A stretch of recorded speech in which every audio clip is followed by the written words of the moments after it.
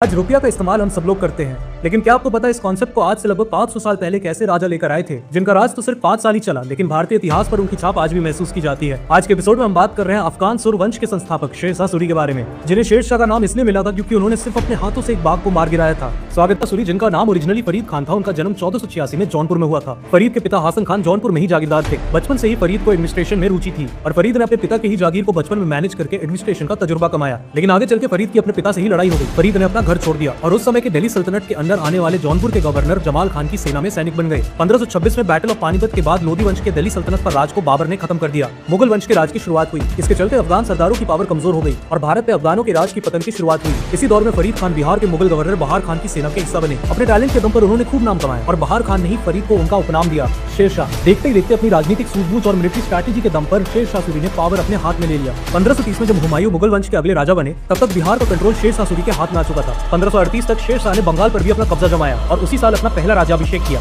शेरशाह की बढ़ती ताकत को देखकर हुमायूं ने उन्हें चुनौती देने का फैसला किया। 1539 में अफगानों की सेना मुगल सेना से बिहार के बक्सर जिले के चौसा में टकराई। बैटल ऑफ चौसा में शेरशाह का साथ उज्जैनिया राजपूतों ने भी दिया और हुमायूं की मुगल सेना को एक करारी हार मिली। अगले ही साल 1540 में फिर एक बार इनकी सेना बैटल ऑफ कन्नौज में टकराई। इस लड़ाई में शेरशाह ने हुमायूं को एक बार फिर गंगा नदी के किनारे बुरी तरह से हराया। इस युद्ध के बाद हुमायूं को भारत से पीछे हटकर ईरान में शरण लेनी पड़ी। शेरशाह ने अपना दूसरा राज्याभिषेक किया, खुद को उत्तर भारत का राजा घोषित किया और सुर साम्राज्य की स्थापना हुई। शेरशाह यहाँ पर रुके नहीं, उन्होंने पंजाब, मालवा और राजस्थान तक अपने साम्राज्य का विस्तार किया। अपने चरम पर सुर साम्राज्य उत्तर भारत में पश्चिम में बलूचिस्तान से लेकर पूर्व में म्यांमार तक फैला हुआ था और इस साम्राज्य की शक्ति का केंद्र था बिहार का सासाराम। लेकिन शेरशाह को जिस चीज के लिए सबसे ज्यादा याद किया जाता है वो है इनके द्वारा लाए गए सुधार। अपने राज के दौरान शेरशाह कई क्षेत्रों में सुधार लेकर आए। उन्होंने जमीन की एक्चुअल नाप पर बेस्ड टैक्स सिस्टम लागू किया, जिससे टैक्स सिस्टम की फेयरनेस बढ़ी। सेना में डायरेक्ट भर्ती शुरू की। फ्रॉड को रोकने के लिए सैनिकों के लिए चेहरा सिस्टम और घोड़ों के लिए दाग सिस्टम लेकर आए। भ्रष्ट ऑफिसर, बागी जमींदार और क्रिमिनल्स के अगेंस्ट एक सख्त रुख अपनाया, जिसके चलते उनका साम्राज्य लोगों के लिए सुरक्षित बना।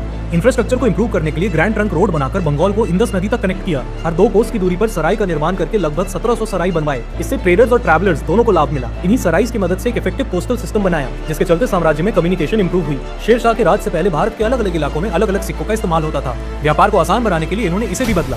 वो चांदी का एक समान सिक्का लेकर आए, जिसकी वैल्यू फिक्स्ड थी और इसका नाम रखा रुपया। इससे उनके विशाल साम्राज्य में ट्रांजैक्शन करना काफी आसान हो गया। इनफैक्ट उनकी सिक्कों की प्रणाली इतनी अच्छी थी कि मुगलों ने भी अपने राज के दौरान उसी प्रणाली को आगे जारी रखा और ब्रिटिश राज के दौरान आई करेंसी सिस्टम पर भी इसका इन्फ्लुएंस रहा और उसी के चलते हम आज भी रूपी नाम के करेंसी का इस्तेमाल करते हैं। शेरशाह ने दिल्ली में पुराना किला और सासाराम में अपना खुद का मकबरा भी बनवाया, जिसे आज भी आप बिहार में देख सकते हैं। उत्तर भारत का राजा बनने के सिर्फ 5 साल बाद साल 1545 में बुंदेलखंड के कलिंजार किले के हमले के दौरान शेरशाह बारूद के विस्फोट के चलते बुरी तरह से घायल हो गए और इसके जल्दबाजी उनकी मौत हो गई। इनके वंशज अपने साम्राज्य पर पकड़ बनाए रखने में नाकाम रहे। 1555 में दिल्ली के तख्त पर वापस हुमायूं ने कब्जा कर लिया और सुर साम्राज्य की समाप्ति शेरशाह की मौत के 10 साल के अंदर हो गई। कैसा लगा ये एपिसोड मुझे कमेंट्स में बताइए और अगर अच्छा लगा